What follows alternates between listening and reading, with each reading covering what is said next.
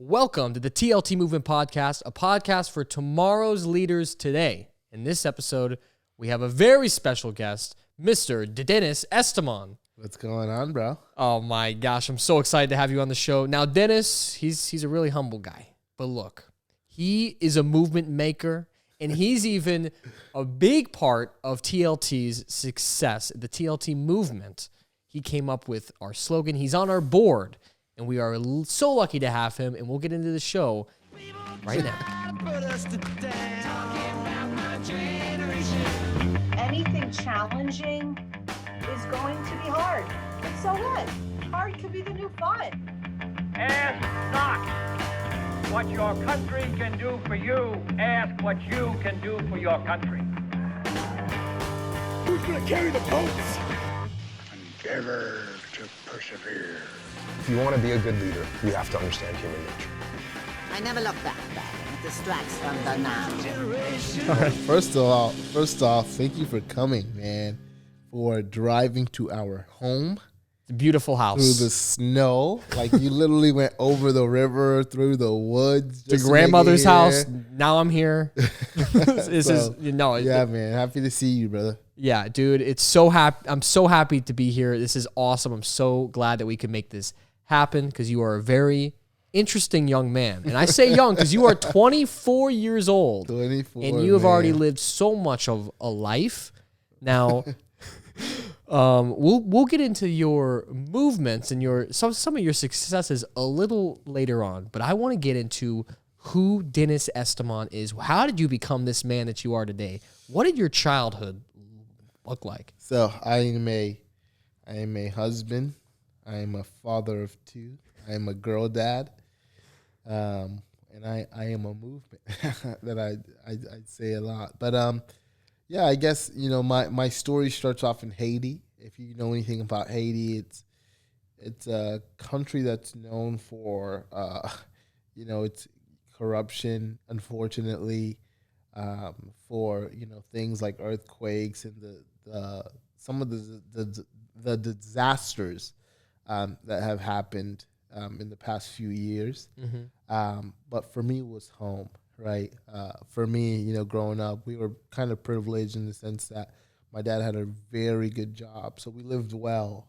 We had people taking care of us. We had drivers, all that. But that's where I'm from. And, it was a country where, you were surrounded by family. And part of my story is, we moved from Haiti to the United States. And I always say that, the United States, although it did bring about many opportunities, it also brought about many challenges. And I'm just grateful that I've been able to overcome and grow through those challenges. Now, what kind of challenges could be here in the U.S. that Haiti didn't have? Right. I would say that it's the challenge of being different, right? So when you come to a country, for the longest time, like, all I saw were mostly black people. So then when you come to a country and most of the people don't look like you, you're like, where am I? What are they saying? Right. Right. You don't even speak English, so right? when you don't speak the language, it could be very difficult to assimilate, right? And I remember, like, things like walking to the bus stop, practicing how to say things like, may I use the restroom, right? Stuff like that, right?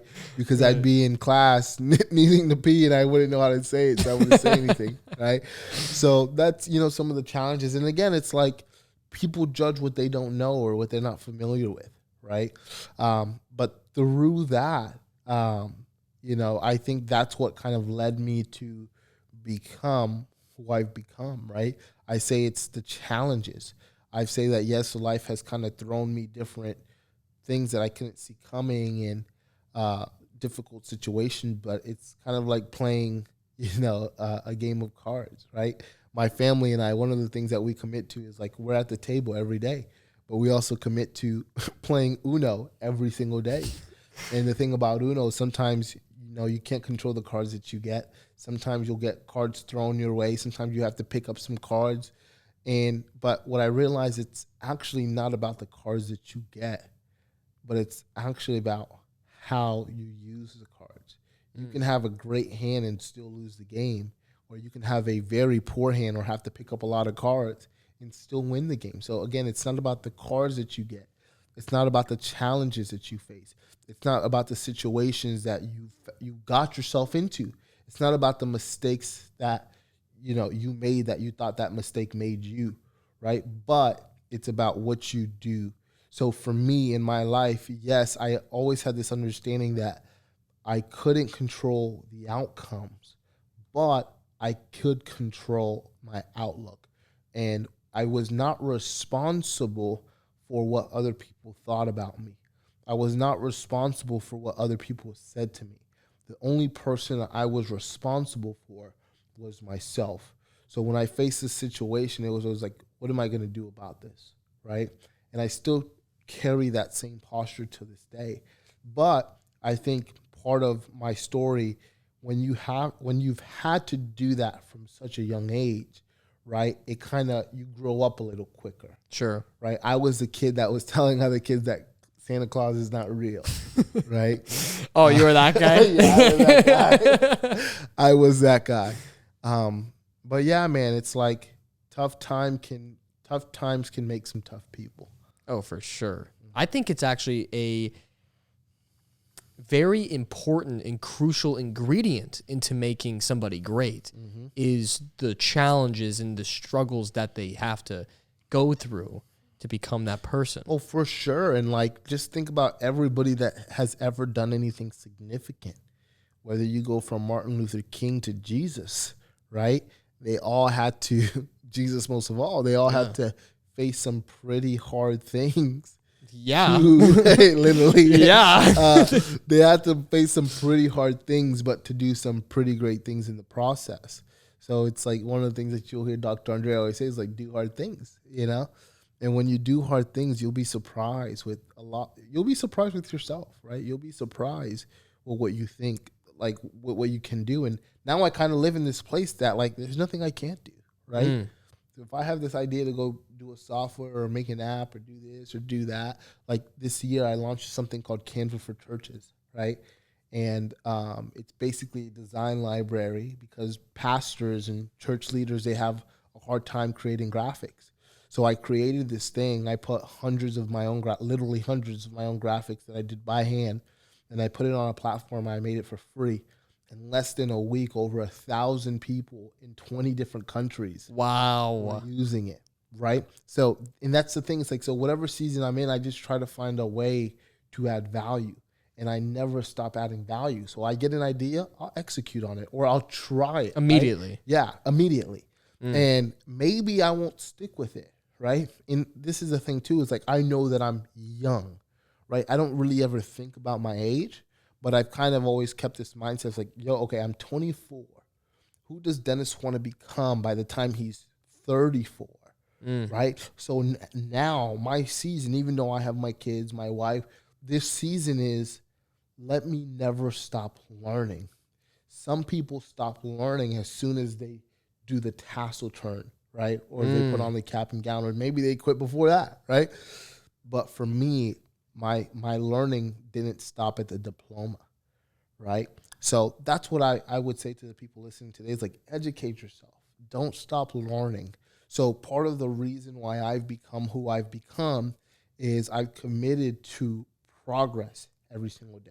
Not perfection, progress. I'm not the smartest. I'm not the strongest. I'm not the best looking, right? Well, that's up for debate, Dennis. My wife you're a pretty handsome young man. My wife would say the same thing. She can't keep her hands off me. But but I'm not, right? Right. So, but what I am is I'm committed to the process. I'm committed to never stop learning. I'm committed to growing. I'm committed to making a difference in every single area of my life, right? And then when you just commit to those small things today, those small things become big things tomorrow. Yes, and I think a perfect example of this is you've had this mindset for quite a while now, because when you were in high school, you actually started a club that had a nationwide impact, where you started a club called We Dine Together. And the whole idea of this club was if somebody was eating alone at lunch or was maybe new to the school, you would have a whole club just based on going and being with those people and eating with them and becoming their friend and introducing them to the school. So do you want to touch a little bit on that? The idea behind that was this idea of the table. Part of my upbringing, or what I saw modeled for me, was people, right? My mom was a single mother for quite a while, and a lot of times it would be other people or older mentors that were picking me up, taking me out to eat, bringing me over to their house, giving me perspective, right, or giving me insight into their life, giving me insight into something different from what I was seeing or what I was familiar with. And one of the things that I realized was that the table was a common theme. They would always take me out to eat. So I've always tried to live a life where I build a table and I add chairs. And it's not necessarily a literal table, but it's like, what can you do to bring people together? So for the We Dine Together Club, it was food. Like, we literally all have to eat. Right. So when the club started, it was easy to grow it. We had some weeks where we had over 120 students in a little tiny classroom. Wow. Right? And every single week they would be coming back. And sometimes it was 70, sometimes it was 60, sometimes it was 80. But all I did is I had pizza, and I said, hey, we have pizza slide, right? So they came for the pizza. They came to be filled, but they left being fulfilled. Wow. So you see what I'm saying? So it's like when we created this, the idea was like, first, let's bring people together. Because when I walked into the high school cafeteria, you can literally see how divided, how segregated, literally black kids on this side, white kids on this side, rich kids on, like, you knew everybody sat. Everybody was in that clique. Right. So that was the original idea. So we started this thing to bring people together. And then we started pulling from different social groups. But what happened is when we started pulling from different social groups, we realized that there was a whole entire group that didn't have a group. The outcasts. Exactly. So then we just started reaching out to these people. And before it was, and here's something I never say, before it was even a club, it's something that me and my friends did anyway. You know, like, so at my school, there was over 2,000 something kids eating lunch at the same time, right? So what we would do is we often would just walk around, talk to people, engage. Like, that was just kind of like our spirit, our posture. Sure. Right? So it was something that was natural. It was nothing that was forced, right? So that was the idea. But what it became, it's that for a new student coming to a new school, because it's something that everybody has had the fear of, being the new person, Sure. right?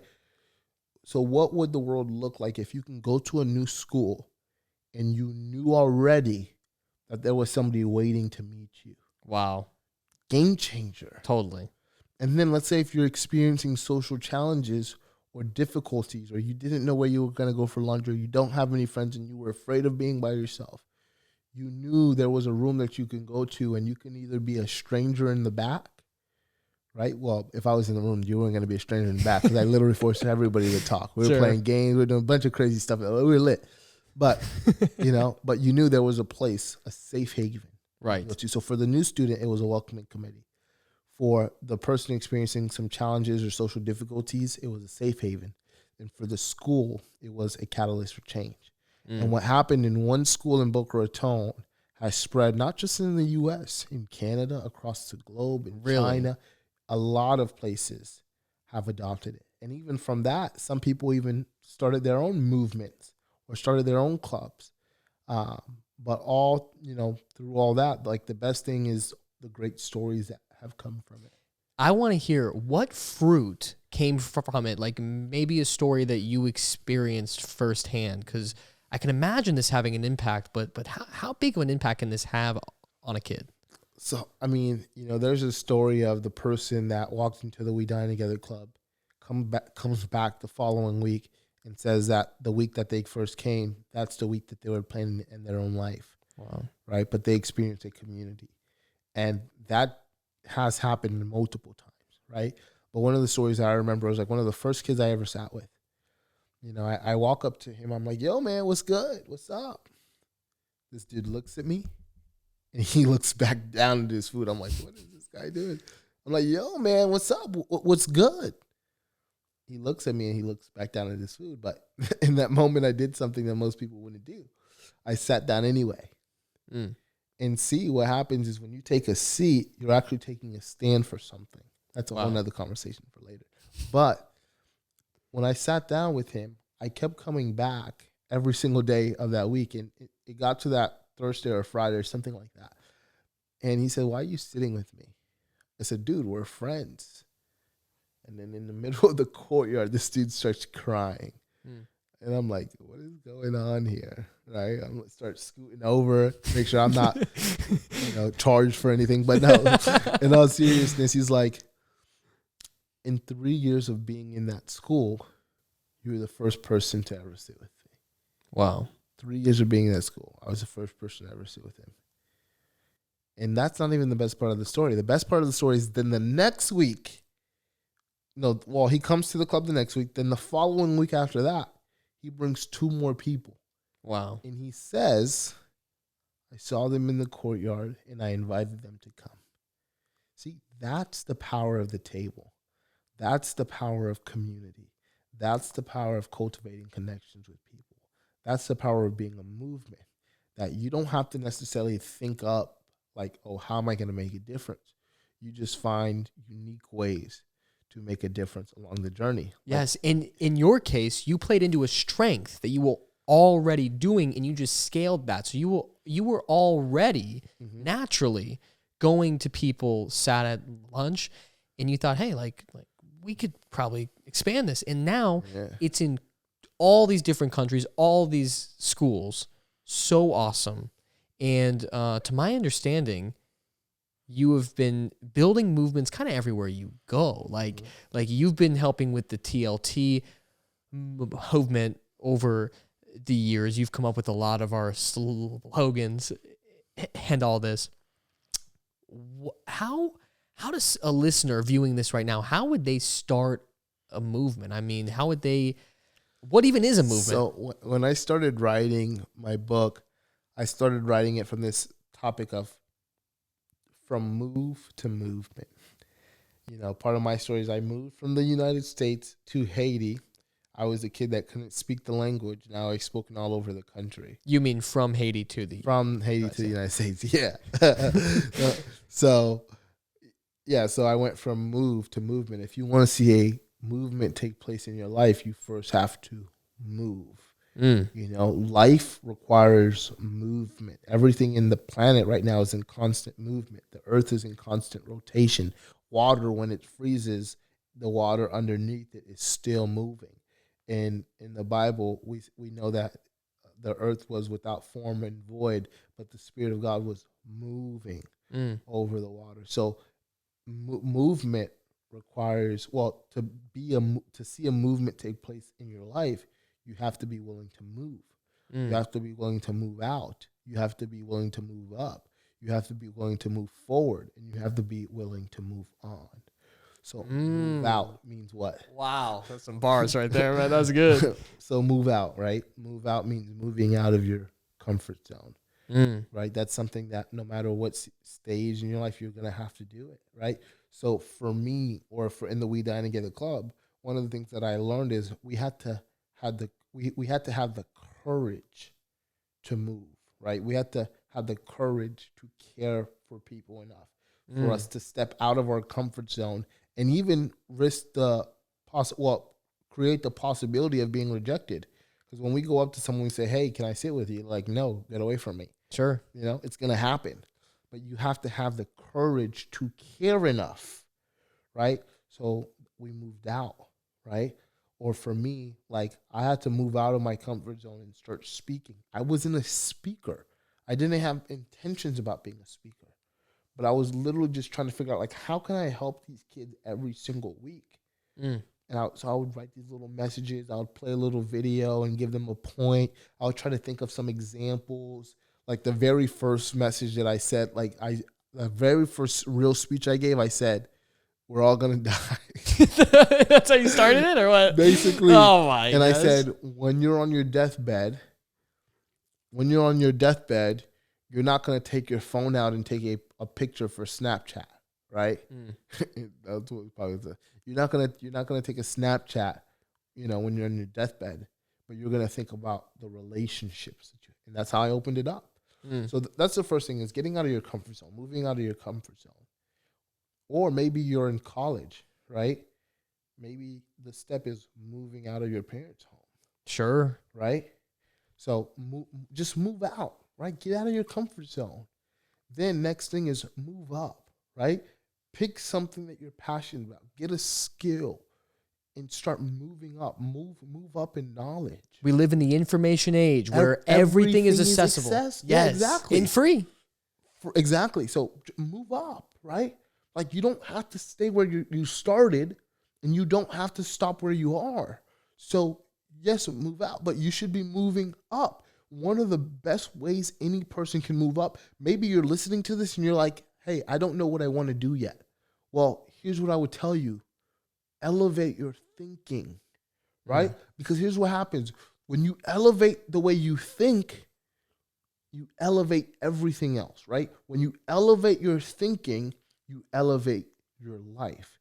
When you move up in your thinking, you move up in your life. That's why scripture tells us that we need a renewed mind. Do not be conformed to the patterns of this world, but be transformed by the renewing of your mind, right? So if you're listening to this, if you want to be a movement, the greatest movement that will take place is the movement that first takes place not at the lunch table, not on CBS or ABC or CNN, but the greatest movement that will take place is the movement that takes place within you.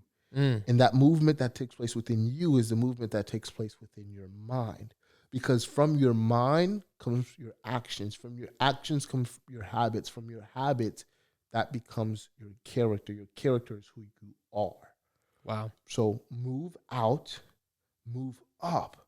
Now, what happens is when you move up, okay, now things start to happen, right? But now you don't just stop right there. You have to keep moving. So you have to move forward, right? You have to kind of get into the next thing. And let me tell you what's going to happen when you move forward is there's going to come a time when it's not going to work out. You're going to have to go back to the drawing boards. Sure. Right? And that's when you have to move on. I'll give you an example from my life. I've spoken all across the country. I've been in stages where I would walk up. Before I walk up, I'd get a standing ovation. I'd be like, I ain't even do nothing yet. Right? And that was one season of my life, right? I had to move forward. But most importantly, I had to move on. So a lot of people, when they get a success or they reach something, they try to hold on to it. Sure. But if you're trying to hold on to your history, you will never move into your destiny. So for you to date destiny, you have to break up with history. So you have to move on. And let me tell you what happens when you move on. You have to start all over again. You have to move out, move up, move forward, move on. Move out, move up, move forward, move on. Move out, move up, move forward, move on. And that's the cycle. It's continual. Of life. Yeah. It's the cycle of life. So that's my message as it relates to movements. That's the difference that I've been making. That's what I've tried to do in every single season of my life. Move out, move up, move forward, move on. And then when I work with organizations like TLT, or the thing that I recently just started for churches and pastors, right, that already scaled to about 1,000, right? Right. And that's the thing. It's like that scaled to over 1,000 people using it. No marketing, no ad spend, no prior email lists. So when I talk about this movement stuff, when you like, it works. So now the question is, what is a movement? I believe a movement is not an organization. It's an organism. It's something that's living. It's something that's breathing. It's something that's moving, right? So if you're listening today, a movement is not something you start. That's the mistake that I made. I thought I started a movement, but I had to come to the realization that I was the movement. So no matter what season of life I was in, I was making a difference with what I had. That's what a movement is you make a difference with what you have, right? You learn to confront conflict because we all have one. You learn to cultivate connections for people. So maybe that's, hey, you're lonely. Do you need somebody to sit with? And then maybe it's you cultivate connections with people. What happens when you do that, then a community begins to form. And then after that community is formed, then you have to continue to communicate that story. Now, that same framework of confronting conflict, cultivating connections, creating a community, communicating that story, that works for Jesus, that works for the civil rights movement, that works for business. Jesus confronted conflict, confronted sin. Sin. Right? He confronted sin. When he was here, he was cultivating connections for people and cultivating connections with people. In fact, the We Dine Together idea, one of the main things that inspired it was the Last Supper. Whole another conversation. And then what happens is a community was formed. And till that day, we communicate that story. Civil rights movement, I'll give you one more. Rosa Parks decided that she's not getting up, right? So she's sitting there. She's being pressured to get up, move. But when she took a seat, she took a stand. And she says, I'm not getting up. So, okay, she confronted a conflict. They threw her in jail, whatever. Now she went and cultivated a connection with who? Martin Luther King. Then they brought other people in. A community was formed. And now to this day, we communicate that story. And that was the civil rights movement. Women suffered, right? So whatever you want to look at, it's the same framework that works for everything, right? So if you want to step into the movement that you are already, just focus on moving out, moving up, moving forward, moving on. And then I find, okay, what conflict can I confront? Like, I have some things that I've been through. Who else has been through that? Right. Find them, encourage them, speak to them, connect with them, connect with them, and connect something for them. And then what happens is you guys will create a community because they'll do the same thing. And then you continue to communicate that story, and bam, you got a movement on your hands. Yeah, I realized 3 steps out of those 4 steps is people. It's a community. It's getting people together. I mean, that's what life is all about. I realize more and more in the film industry, it's not your skill. It's not how good you are with the camera. More than it's who you know. That's right. And that's for everything in life. I mean, every opportunity that I've ever gotten is because of someone I know that wants to give me a shot. That's right. And so, man, I think that's so awesome. Now, what is TLT? Let's put TLT into this framework. So the problem that we're trying to find a solution for is everybody has leadership qualities or can be a leader or is a leader. We just need to give them the proper tools to maximize that. That's right. And so what even is leadership? Like what does that even mean? Like being a CEO? I would simply define leadership as influence. That's really all leadership is. Leadership is influence. So the question is, am I a leader? Yes, because you have an influence on other people. Even if you don't realize that you have an influence on other people. But sometimes people are scared, right, or they're not courageous enough to walk in that which they already are. So I think the message of TLT is telling them that you are not tomorrow. You are today. You are not the next. Like, you're right now, right? You're not just serving and doing things for a brighter tomorrow, but you're leading for a better today, right? So the message of TLT calls young people to action. It calls them from a place of being stagnant and into a place of movement. And when they move, they will see a movement take place in their life. That's what it is, right? So it's understanding, yes, you do have influence. Yes, you can make a difference. But the question is not can you, it's will you. That's so good. So good. And I think the word influence has been a little misconstrued amongst Gen Z and our generation. We think that influence is being an influencer, maybe having a bunch of followers on Instagram and having sponsorships, but it's who you know in your own life. I mean, it's influencing people in your own family, in your own circle, at your school. And like we talked about on a previous episode with Dehea, the ripple effect of this is so substantial that you won't even be able to see it. Like that young man that you brought into the club, he brought in 2 more. That's right. Expanding it out. You didn't even foresee that, and yet just by bringing one guy in, 3 people are now in. And so it's the ripple effect. I think that's awesome. And so what I've kind of gained from this conversation here is a movement is within all of us. And we just have to tap into what we are already innately are and what we're doing, and just be bold enough to do it. That's right. And I can close with this final statement that changed my life when I heard it. It's this. You can cut an apple in half, and when you cut an apple in half, there are seeds in that apple. But here's the thing.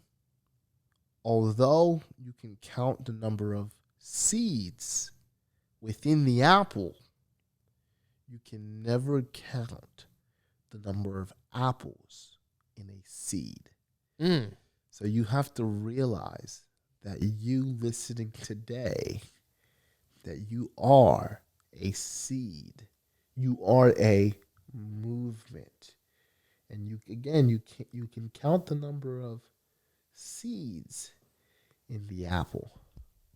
If we had a group here, we can count the number of people in the room, but we wouldn't know the number of people those people in that room would impact. So what a movement is, it's making a difference along the journey. And that's something all of us can do. So the question becomes, what are the seeds that you're planting today? And what the other thing is, what you have to realize is when you're a seed and the storms of life come at you, some people think that they're being destroyed. I would say that you're being developed. And the storm that's coming that you thought was supposed to wipe you out, it was just watering you. Wow. Giving you the proper nutrients for you to grow. Pruning you up into what you were supposed to become. I love that.